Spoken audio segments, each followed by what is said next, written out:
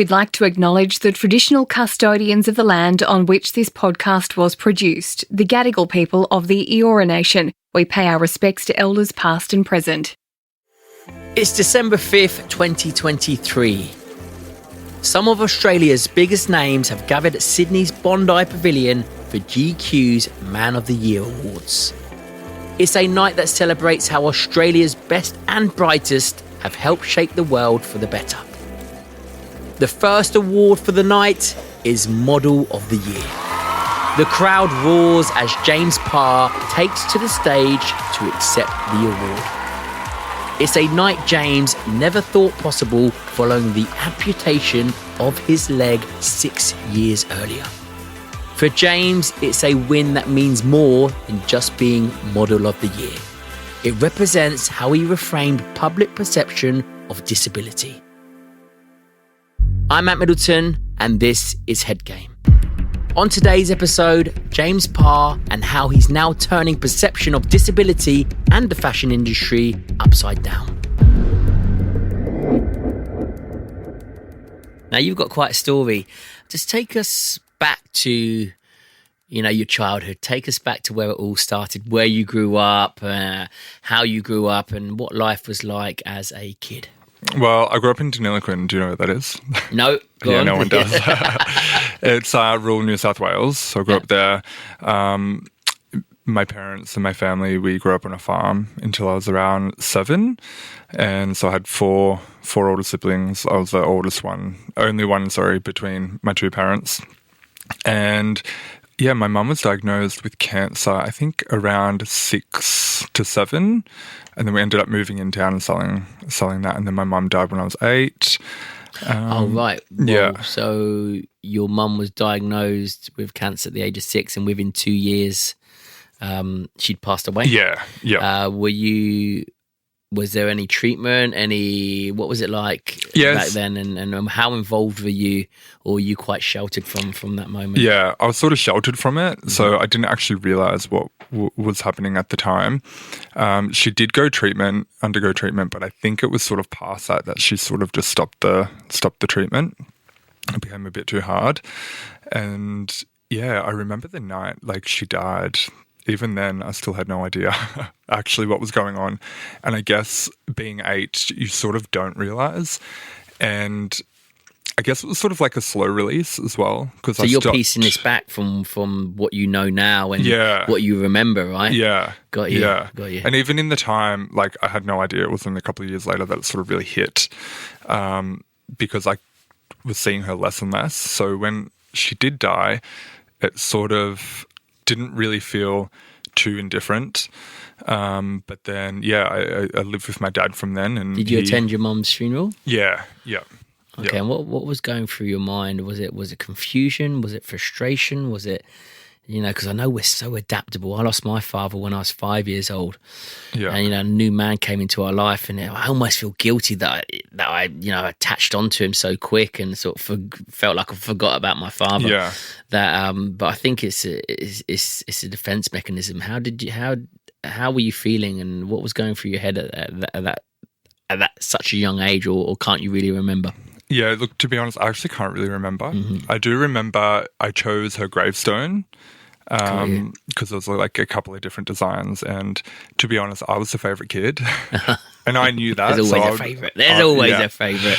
So I would play into it, and it says it on the gravestone. I think it says especially James or something, and even my siblings tried to argue with me that I wasn't the favourite. I'm like, mate, it's on her actual grave. You don't need to look too deep. It's there. Yeah. And so, I don't really remember too much of the whole sort of funeral experience. I remember little bits and pieces, but regards to how I was feeling, I'm not really sure, actually. I think it was just going with the flow because I wasn't aware of what any of those things meant. Yeah, you sort of do, as especially as kids, we're so adaptable, we're so moldable. How was your relationship with your father? Now or then? Then. Then it wasn't too bad, but I did end up running away. I left my dad around 12, 13. And so when your mum passed, were you at home with your father? I was at home with my dad, Normal school routine. Yeah. Yeah, and then we moved. He got a new girlfriend, and then he had another 2 kids. Oh, okay, Yeah. gotcha. Yeah. And then, I reckon they broke up, and maybe a year later, I was still living with him, and he had a new wife, and then, I just left. I reckon I was like 12, 13. Yeah. And did that manifest because of your dad, having a new partner, having more children? How did you get on with your step siblings? Yeah. So my younger ones, once they broke up, we didn't have any contact with them. So I didn't actually speak to them until like 14 years later. Oh, really? So there was no bond there whatsoever? There was no contact. So, and then their mum died. So then it was just sort of like a... sort of like a domino effect, just like a knock-on effect. Yeah. And then they went and lived with their auntie and stuff like that. And I think I was just like constantly living in survival mode and didn't feel safe where I was. And there was a lot going on. And I think it sort of took me like a month that I sat on the idea of like leaving and, I don't know, running away. It's not really running away, but it sort of was.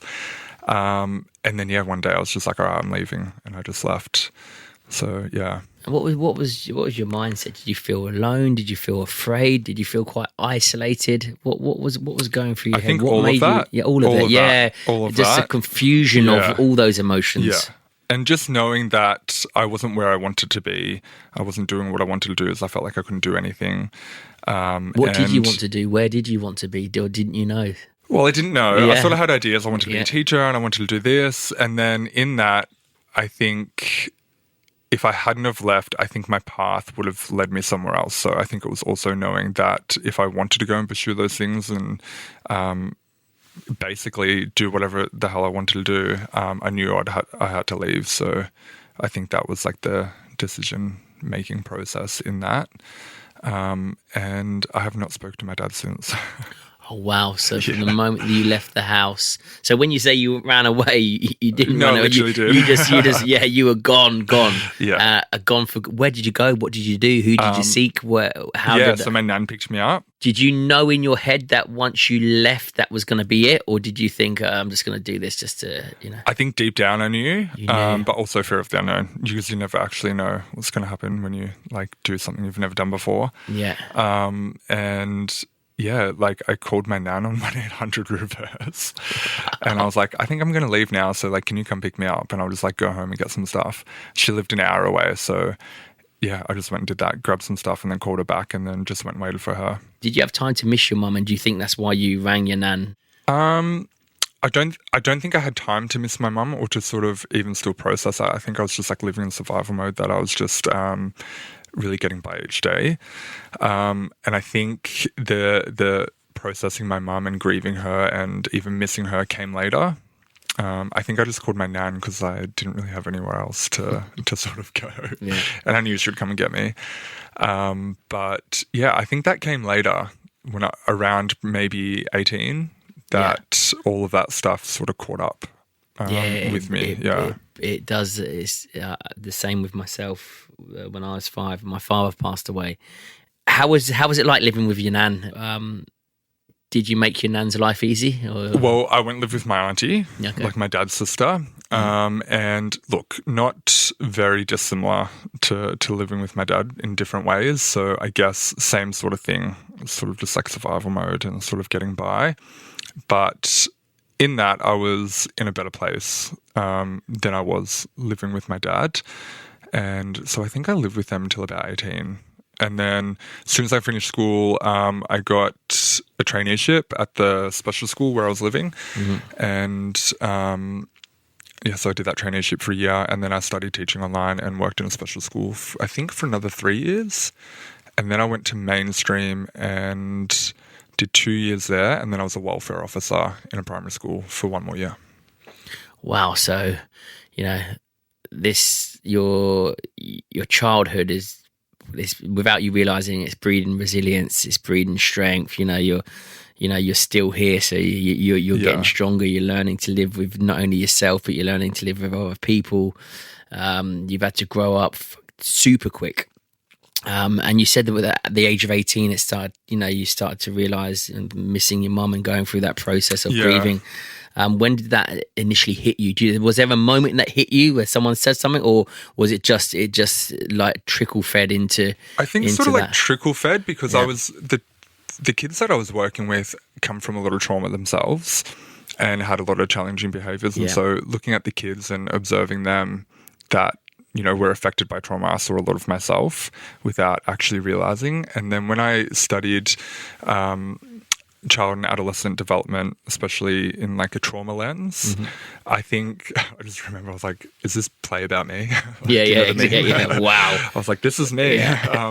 So I learned a lot about myself then, and I think that was the time where I really processed everything and was able to like look at it in a different way, and also look at the kids in a different way and be able to understand them a lot more. And, I think that's where like the passion came from, being able to understand the kids and, even just understanding their behavior, why they're disruptive. And, there's a lot more to it. And I think in that, also read the book, The Body That Keeps the Score. And same thing. I think I read that once a year, and I always pick up on something else I learn about myself. And I think just like studying that and learning those things made me really self-aware about how my trauma has affected me, probably in everyday life.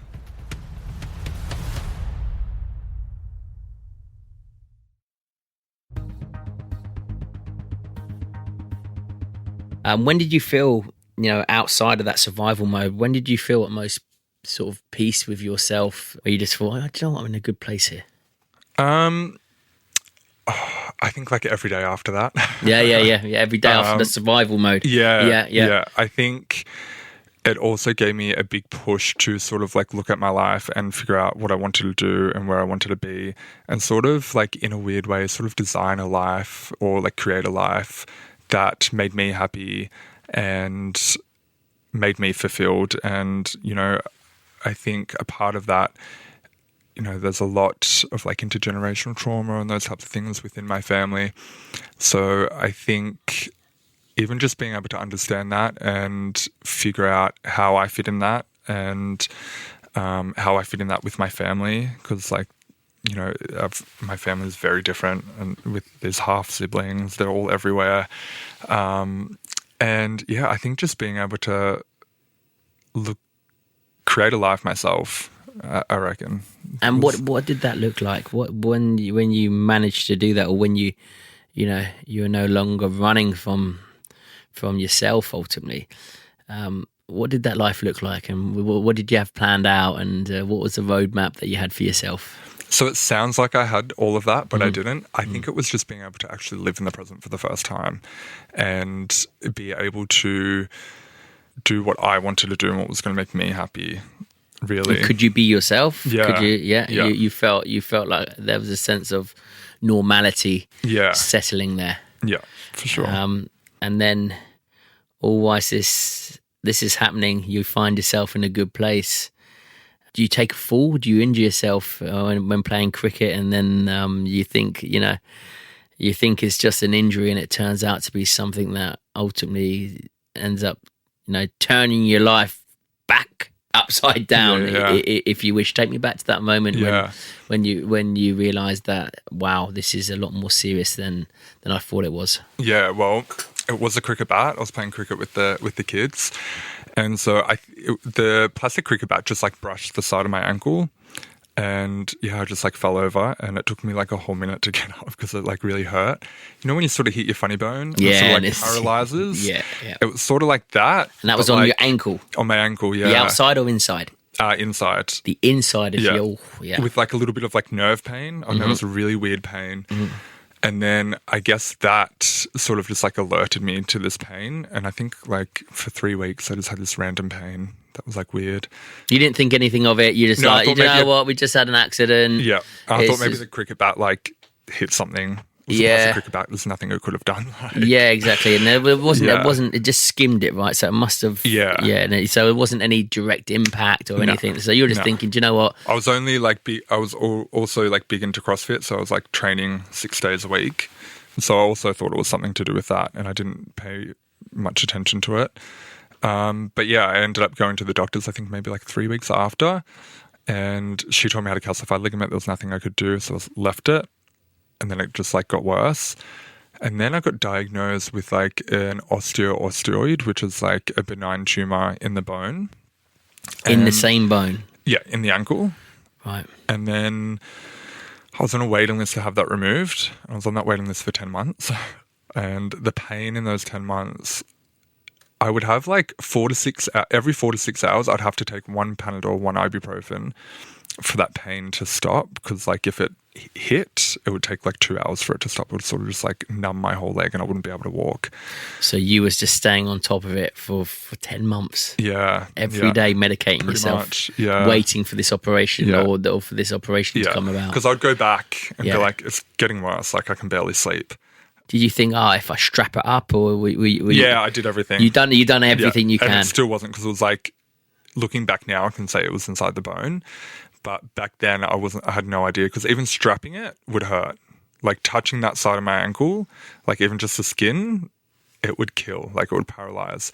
Even if I put a sock on, like I had to like not touch the ankle. I had to go straight really over. Yeah. Because so it was that bad. That's how bad it was. Yeah.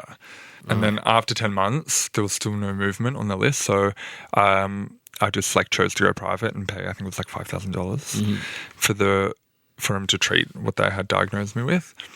But the surgeon was a sarcoma surgeon, which was like a cancer surgeon. And so what they were doing to treat that is they put a needle in the middle of it and heat it to 90 degrees, leave it in there for 6 minutes, pull it out, and it's done. And so it's a CT guided procedure, but when he got the image up, he knew straight away that it was like sarcoma. And so he treated it as he was supposed to, and then took some more biopsies.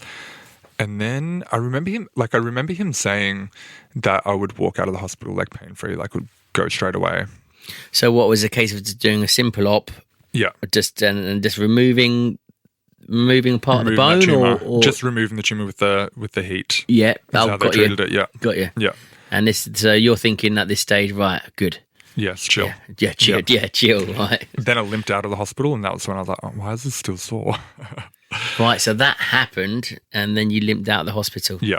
And then about a week later, the surgeon called me, and the results had come back from the biopsy, which it was like an osteosarcoma, which is bone cancer in the ankle. And I think at that stage, it was like 1 centimeter in diameter, so it was like quite small. Yeah. Not too big. And yeah, so pretty much started chemo. I think the week after that, I went straight into chemo. Was this due to the trauma of the cricket bat? No. Oh yeah. So essentially all it is like your bone cells just get muddled up when they're forming the bone. Yeah. So typically it happens in children and adolescent. I think maybe I just went through a growth spurt at 21, still growing. And yeah, the cells just get muddled up and then turn into cancer. When do you realise how serious it is? You know, this is, you're feeling the pain, obviously, you know it, but the doctors are saying, we'll do this, you're going to limp out, no worries at all. And when do they go, well, actually, this is James, come in, you need to sit down, buddy, we need to talk about this? I think the moment I left the hospital, I was sort of like, something's a bit weird about this. And then I still had pain the week after, like the pain had never gone away. And so I think in that I was sort of just not preparing myself for the worst, but subconsciously, I was like, I know something's wrong. I would be surprised if nothing else happens as a result. But yeah, he called me the week after because he couldn't get me into the week after that. And the surgeon just didn't want to like leave me all weekend and be like, I can't not tell you why I'm making an appointment for you next week. So I'm just going to tell you I have cancer. Wow. And which I wasn't surprised. So I think in that was probably like more relief. It all made sense. And what's your personal life look like when he tells you this? Are you alone? Have you got a partner? Are you living by yourself? Because that support network is so vitally important when you receive such information that you've got cancer. It's like, well, who do you go to? Did you have anyone to go to? Well, I think growing up, my whole support system was always me. So I guess even now, when things happen, I just fall back into that. I mean, obviously I have friends and a support system. But yeah, in that moment, I was living alone. I had a full-time job and I was working at schools, but it's school holidays. So I was like, crap, I'm not going to be able to go back next term. But I also don't know that. Yeah, of course. And you've gained this resilience and gained this sort of strength of isolation, of being by yourself. That's all you've known growing up, right? Well, So ultimately, and I'm not sugarcoating this in any way, but when you've received that information, it was a case of, right, okay, I've just, I've dealt with, I've dealt with this all my whole life. I've dealt with shit. I've dealt with, with, and I'm going to deal with this diagnosis right now. I think it was also a time and place, like before what I was saying, I wanted to create myself like a great life. And I was doing everything I wanted to do in a job that I've always wanted to do. But I also sort of felt stuck in my life, and I also didn't know what was next, or like I didn't feel fulfilled. Yeah. And I didn't know what I wanted to do next, I guess. So in that, when he did tell me, for me, it was more just acceptance of, well, this was supposed to happen, and maybe this is what I needed to stop feeling stuck. If that makes sense. Yeah, it was a does. new path, which is exactly what happened. So you're making the best of a bad situation, basically. You're going, listen, this is, I can't change it. I'm not going to try and control what I can't control. But now I need to, this is forced me into a new headspace. It's forced me into a new space that I need to figure out. Yeah. And I think I don't even look at it as a bad situation. Yeah. Like I understand, like cancer is scary and obviously can die. But I look back now, and even in the moment, actually, probably one of the nicest experiences I've had in my life, where the time that I spent, even in hospital with like the nurses, some of them are my friends now, and being able to go there and then go back home, and it was like shit, but in that I actually really enjoyed it. It was actually a really nice experience, and also a really nice experience to carry through, I guess, for the rest of my life. Do you think that was because people were going on a journey with you rather than you going on a journey by yourself? Because yes, I would definitely say yes. Like, I feel like then you definitely figure out who your friends and your family are and your support system is. But I also kept everything like pretty private from my friends and my family, just because I actually feel like their sort of grief within it themselves was harder for me because I didn't feel the same. They had a lot of trouble like processing the emotions and being scared, where I was just sort of chill. Yeah, and you're a pretty chill guy, James. So I have to give you that. So in that, I sort of just I sort of shielded them from that and just didn't speak or tell them anything until I was ready. And so when did you get that news? When did they say to you, we're going to have to chop your leg off? Oh, yeah. What was that news like? Because I know you're chill. I know you're chill, but that must, I was chill. And I don't even want to say that. Love it. My therapist asked me about it the other day. I'm like, oh, that was chill. Yeah. And she's like, you must be really desensitized. I'm like, desensitized. I'm like, no, I'm not. I actually just don't care. What was that like? It was interesting. Yeah. And just take me through that day when you get the phone call and they go, come in, and they sit you down. They go, right, we're gonna lob your leg off. Well, that was never at the start. At the start, because it was just a centimetre. They were going to start off with chemo. Yeah. The treatment plan is like chemo for 3 months, and then they look again to see like what the chemo is doing and how the cancer is reacting to it and responding to it, and then they would look at a surgical plan. In the 3 months of chemo, the pain just got worse, actually.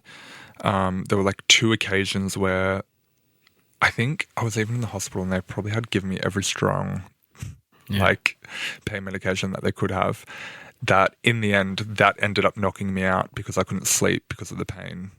Yeah, so I did chemo for 3 months and then went back for the scans to find out what they were going to do in surgery, which up until then they had always told me a bone graft. But I think the pain just getting worse. I remember that morning and I actually had a dream that night that my surgeon told me amputation. Oh, really? Yeah. And so I woke up in the morning, I was sort of not surprised. And I was also like, I didn't know anything about prosthetics. I didn't know anything. And I remember that morning I was like, because my nan was there, I didn't want her to see, but I was like Googling prosthetics and just like... You were? Yeah, I was just like researching how all that works. Oh, yeah. And then when I got there for the appointment, they give you like a little appointment slip. I only had one appointment. 2 slips came out. I was like, where's that second appointment come from? And I was like, I know what this is.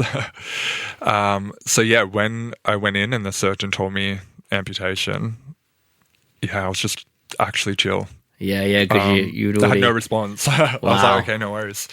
And there was also like one of the social worker in there from the hospital, and they were both just like looking at me waiting for reaction. And my nan, she was crying, but I just had to ignore her for that second. Respectfully. Let's get that in there. But also disrespectfully, because I'm like, keep quiet. Yeah, exactly. You're like, I'm going through this at the moment. I'm pretty chill at the moment, yeah. They were just like staring at me for a reaction, and I was just like looking at them both like, okay, I can sign it now, because I just wanted to get out of there instead of them staring at me. And so... yeah, the surgeon was like, are you sure? Like, we can do the other option. I'm like, well, it's actually not really an option. So, yeah, I'm sure. The other option was to remove the whole ankle joint, because the cancer ended up going around the whole ankle joint. And so the alternate option was to remove the ankle joint and then put a rod up through my heel to hold the foot and the ankle that's not there together. I don't know. Yeah. But then also like an ankle reconstruction. But then I'd have a fixed ankle as well. I wouldn't be able to move it. Right, gotcha. And then there's like skin contamination, so then I'd have to have plastic surgery to remove parts of the skin where the cancer cells were, so that they don't turn cancerous. And greater risk of the cancer coming back. You're still very active, right? You're still sporty. You're still, you're still. I knew that would have limited me. Yeah, and it would have annoyed me that I would have wanted them to actually chop it off. Yeah, exactly. So there was a multiple. You already calculated it, like you said. You already had the answer in your head. I was already into it. Yeah. So take me through the day that they actually decide to put you under and Oh yeah, so it happened the week after. Oh, so that quick. So you made the decision. Were they trying to talk you out of it? Was anyone? No. They were just like, they did not mess around. No, got you. Because like in the appointment that day, I signed the paperwork. Yeah. And after I did that, I was like, oh yeah, so like when? I thought maybe like a month. And it's like next Tuesday. I was like, okay, great. Done. Yeah. Wow. And look, scary because you're like having a leg chopped off, and my sisters were there and they had freaked me out by like, imagine if they take the wrong leg. And then they take both. Cheers, sis. Get out. Yeah. They obviously talk you through where they're going to take it from, and I just knew it was below knee, and maybe I don't know if they told me specifically. Okay, so they didn't show you any charts or anything. I didn't want to see. It was like too freaky. We're going to take it off from here. Yeah. The surgeon showed me the knife that they use. Lovely. It was a serrated one.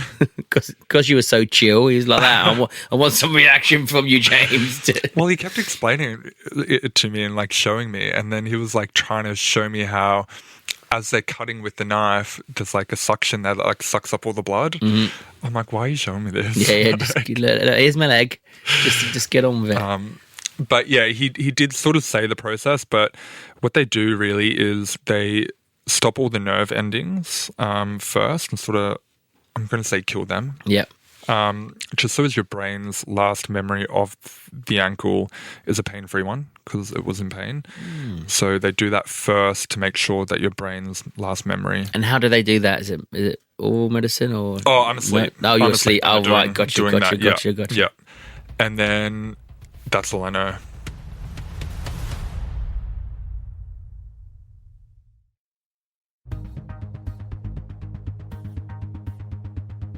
So you wake up. What's the first thing you do when you wake up? Well, I woke up with an epidural. So the first thing I wanted to do actually was check to make sure they took the correct leg. Yeah, because of your sisters. Yeah. But there was a nurse in there, and I just did not want her to know that's what I was doing, like checking to make sure the leg was the right one. So then I go through a thought process. Oh my God, why don't I just like move my left leg? I have an epidural, so then I can't feel my left leg and I can't move that. I was like, shit, have they taken the wrong leg? But then I literally just grabbed my phone and I knew, look, I just wanted Macca's brekkie. I don't know why. I was just craving it. Craving and it. I was like, who's going to get it for me? And I was like, I know if I call my sisters and tell them that's what I want, they're not going to deliver. So I had to like, oh my God, I need you to come here, please. Yeah. No reason. Just had my leg cut off. They came straight away. Get me McDonald's. Yeah, they came straight away and I was like, oh, I just wanted Macca's brekkie. I bet they wanted to chop your other leg off. I'm like, I'm actually really fine. And is there a moment that reality kicks in that you go, whoa, well, actually, I've got quite a journey from here onwards? Yes and no. Or are you just straight into it? Is your mindset you're just straight into it? Yeah. So I had the surgery done on a Tuesday. Yeah. Friday, because I still had an epidural and stuff. Friday, I reckon I argued with the doctors all day Friday, and they settled on turning everything off but leaving it in overnight to see how it'd go. And they took everything out on Saturday morning. I never had pain since. Oh, really? Yeah. So the pain that you've been experiencing for over a year now, it was gone. Gone. And I had no pain from the surgical wound either. Wow. Which I remember in that moment when they did turn it off, I was like, oh shit, this actually might be really sore. Like they did just chop a whole leg off. Mm-hmm. But yeah, no pain. And they sent me home a week after because there was like no point in me being there. I was doing everything myself. And then I think I went back to CrossFit while it was healing, while I was waiting to get stitches up, just on one leg. You're just on crutches. You're back in the CrossFit gym. And because I hadn't had chemo, I was starting to feel like normal again, like in terms of my energy and. So everything like really is, even though it's a negative situation, everything for you, pain wise, mobility wise, chemo, fine. was positive, right? Yeah. Because you're like, I'm no longer in pain. I'm no longer going through chemo. I'll get back into the gym. Yeah, I might be hobbling around for a bit, but I'll get used to it. I'll figure it out. Yeah. So everything was, I suppose, a positive challenge for you there onwards. Yeah. And that's how you looked at it. And just like adapting. I guess. Adapting, yeah. I remember my friend said to me once, like when I told her that it was like being amputated, she said to me once, this would just be your new normal. And I was like, oh my God, true. So I think just taking that on board and using that into creating my own new normal of what that would look like. Yeah, and I love think that. as like a human vessel, you're constantly making sense of the world. Every interaction, like everywhere you go, you're continually taking in information that you're going to use tomorrow and the day after. And I think it's all part of that, really. It's all part of that process, isn't it? Yeah. Do you feel in these phantom pains and no? So you didn't go through any of that, and where I had a little bit, yeah. Where I just had the feeling of like wanting to stretch my toes out, that my toes went there.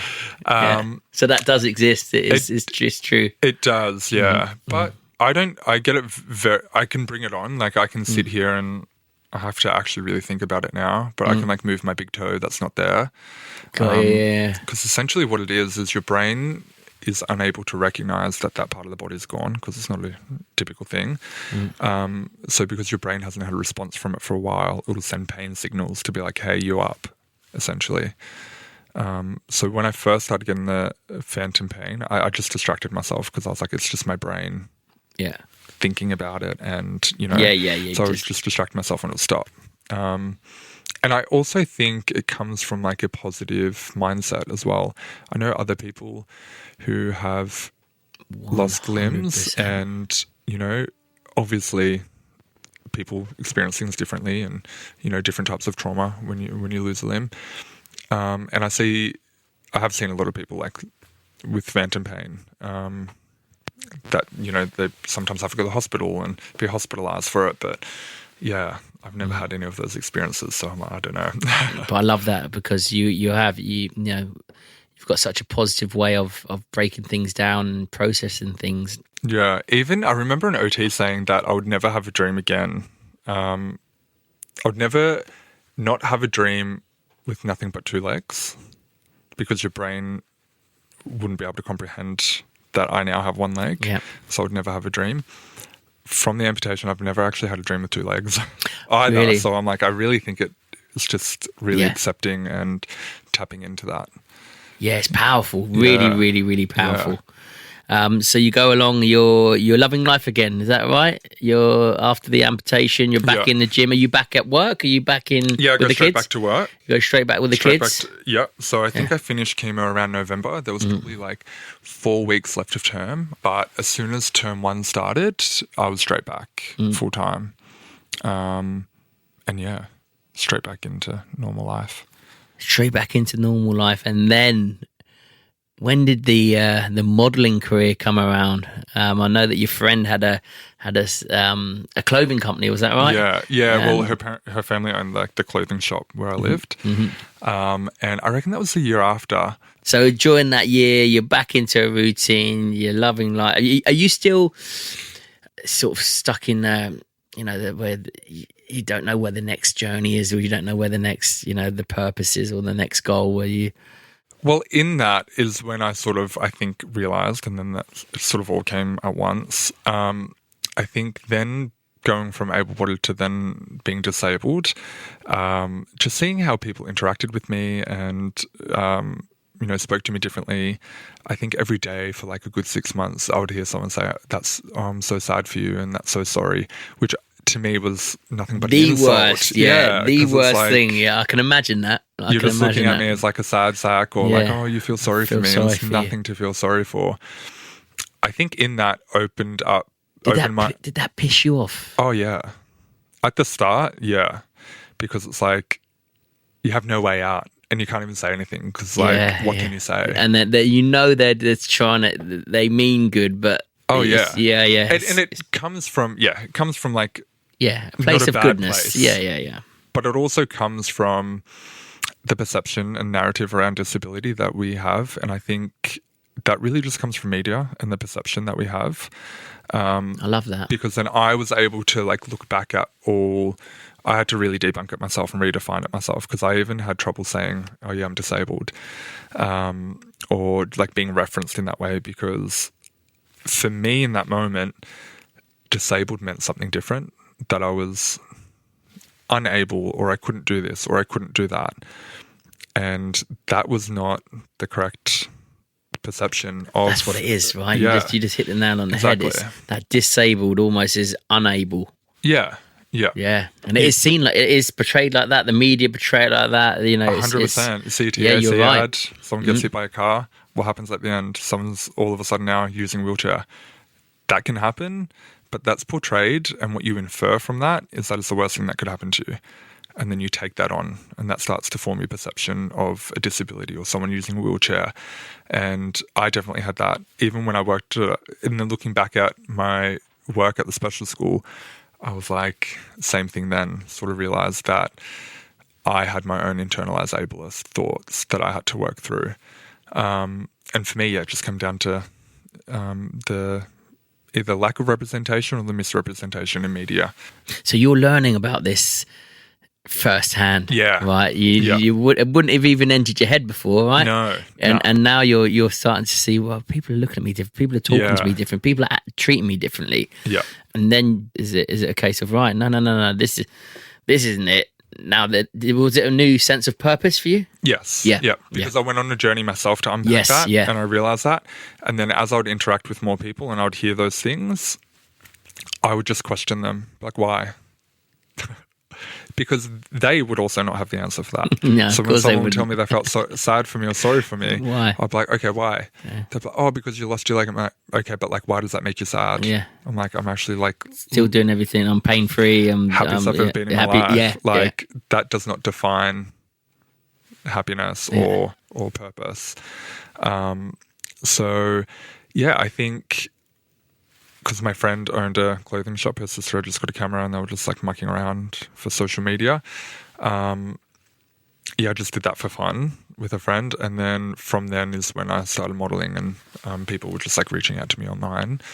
And then I think but whilst you were doing that, were you still passionate and portraying this message of yes. So simultaneously, that you merged the two together. Yes. And then in that is when I realised, oh, this is probably how I could shift the narrative. Love that. And, probably be in a position to at least, use my voice or at least create more representation for people with a disability. This is the power of social media, Yeah. because that's when the power of social media really comes alive, because people can relate to it, and that's Exactly. when things go viral and you start to make a name for yourself, and you start to think, wow, people are listening.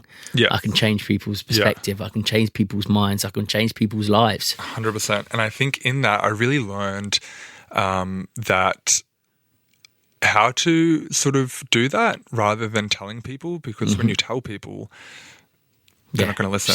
They need to come up with it themselves. Yeah. So even, when I you need first to plant started, the seed. Yeah. Even when I first started advocating, I guess I was just sharing my dating messages where people would message me straight up and be like, what happened to your leg? Or like question this and question that. And all I would do is just screenshot it and share it, because then people would start to form their own perception and sort of realize what was happening in that themselves, that I actually didn't spell it out for them. So I think that became a powerful tool in inviting people into the conversation.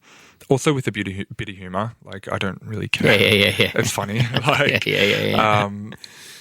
so I think that I also realized how to tap into people and how to advocate in a way where people can come up with the answers themselves rather than telling people. Yeah, because that's what they need to do. You need to make them think ultimately. Exactly. Wow, so you're doing this. When do you realise, shit, people, this is real? Yeah, I think it took a year. I think it was like that whole year of just like building a career that I didn't, like, to be honest, respectfully, I didn't even try. Yeah, just subconsciously. I was just like, just doing your thing. Let's see what happens there. Yeah. And then I think after a year, it was probably at the end of that year that I remember I spoke to my principal. I was like, I don't know if I will come back next year. Like, I had an ongoing contract. But then I said to him, maybe I'll just like come back for the first 2 terms and then I'm out after that. Just give him a heads up. And I remember him saying, the job that you do here, you might be able to find more purpose in doing that in different ways. And that's when it really clicked for me. And I was like, right, I do need to get out of here. I finished up at the end of the term and then I moved to Melbourne. And then in that is when I sort of like realised what you were saying before, that everything I do and say and sort of did change. And was there a moment where you thought, wow, I'm in this now, my life, this is the direction that I'm going in. Yeah, I think this is a responsibility ultimately that I have. Yeah, for sure. Yeah. I think it was probably at the end of that year when I did that. At the end of that year, I booked a Calvin Klein international campaign. Mm-hmm. Yeah. And I remember saying to my manager for like 3 months, I'm like, I'm not doing bonds. I do, like, for no reason except for if I was to do underwear, I just want to do Calvin Klein. Yeah. Which even now I'm like, that's crazy that I actually did do that. But I was like, I'll never get that, but doesn't matter. I'm sticking to it. And then, I booked it like a month after. They just came to me and was like, who do we talk to? And so I think that then was probably like that's the moment. Yeah.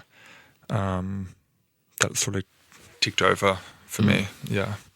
And that just went on from one to another to another to another. And then when did you get the call for GQ? That's quite a remarkable moment when you're recognised, GQ Man of the Year. It's known not only in Australia, it's known globally. Yeah. I've been to one myself in the UK, and you get some really inspirational and motivational and people there that you can't help but just listen to. And what does it feel like to go there knowing that you're one of those people? Oh, like out of body? Yeah. I guess I sort of knew the award show was in December. I probably knew from September. So from September is when they came to me and were just asking my availabilities for the award show and then like looking at a photo shoot and stuff like that. I was saying to my manager, I'm like, does that, like, why? What's it? Am I model of the year? Yeah. And she was like, well, they haven't confirmed it. I'm like, I don't think they need to. Like, I think this is it. And then when I booked the photo shoot, I was on the phone to her. I'm like, so you're going to ask them now, am I it or not? Like, what's the photo shoot for? Yeah. And then that was confirmed. So I sort of knew, and then I did the photo shoot. And then, another 2, that was in October. So I knew for a good 2 months. In that 2 months, I felt weird. So you embraced it. So everything that came, you embraced it. And what was it like standing, being awarded? Even though you knew it, I know you knew it, but, the whole world now knows it. Yeah. Yeah, no, it's such a weird experience, actually. I was, obviously I had 2 months to prepare for it. And then we got to the day and I was like, oh, crap. Yeah. Were you chill on the day or not? But like... Too chill? The one time that you wasn't chill. No, too chill that everyone was worried. Oh, really? Chill until they told me I was, I think, the first award winner. Yeah. Then I was like, oh my God, I'm going to have to be first up there. Like, what if I'm, like, I want to see what other people are saying. Like, what if I'm up there too long? Like, what if I need to pull some stuff out? But being the first was, like, actually probably the best because then I just had a good night for the rest. But I remember getting up there and just like Willow Smith was looking into my soul and cheering my name. And I was just like, I cannot talk now. Now I'm not chill. Yeah. That was the scariest. But no, I think it's, even though it was awarded to me, I think it's mainly awarded for people with a disability. And I think it's also having people with a disability in mainstream spaces, in spaces that they may not have been before. And, valuing people with a disability as people without a disability. And would you say that your disability is the best thing that's ever happened to you? Mate, I get better parking. So yeah. You get absolutely. The blue badge, yes. What's next for you, James? Yeah, I'm sort of, we established that before, I sort of live in the present. Yeah. I feel like up until now I've done everything that I wanted to achieve or do. Last year, I just planted a seed in my head. I'm like, I want to do a TED Talk. And then 2 weeks later, someone was asking me. Nice. So, I don't know. I feel like I sort of just go through and float around. Yeah. And I have little ideas in my head of what I do want to do. But I think it's just keeping them in my head until the right time. Yeah. The right opportunity. Yeah. Because I feel like I'll plant the seed in my head and it turns into something different or, but I think there's more of a need for people with a disability in acting. I remember when I did my first runway, and I had done a runway earlier in the week and then I had to go back later in the week for a fitting. And so where they had the runway was at Fed Square in Melbourne, and there was a big billboard out the front that had just highlights of the runway. And I remember seeing myself up there while I was waiting for the fitting. And coincidentally, I know how things like this happen all the time, but coincidentally there was I reckon it was about 5 or 6 years old with his dad, and he had a prosthetic and he was walking past the screen. I don't know why, but they just stopped and watched the screen, and I was like, oh, I wonder if he'll see me. And so I watched, and when I popped up on the screen and the way he grabbed his dad and pointed and just that's exactly what gave me the push. Yeah. Because I was like, how beautiful is it that that's probably the first time he's ever seen someone like him, but also how sad is that? Yeah. Why has it taken this long? Yeah. Whether it's 5 or 6 years without seeing someone that looks like you. But he was exactly where he was supposed to be at that time. Yeah. And so was I, apparently. To witness that. Wow. Yeah. Amazing. James, you've been absolutely phenomenal. What a story. Listen, thanks ever so much for coming in. Thanks for your time. Thank you. And I know that a lot of people will gain a lot of inspiration and motivation and knowledge from this podcast. So thank you, mate. Thank you. Cheers. You can follow James on Instagram and TikTok. I'll put the details in the show notes. Thanks for joining me on this episode of Head Game. If you enjoyed this episode, please leave me a review. I'm at Middleton. See you again next time.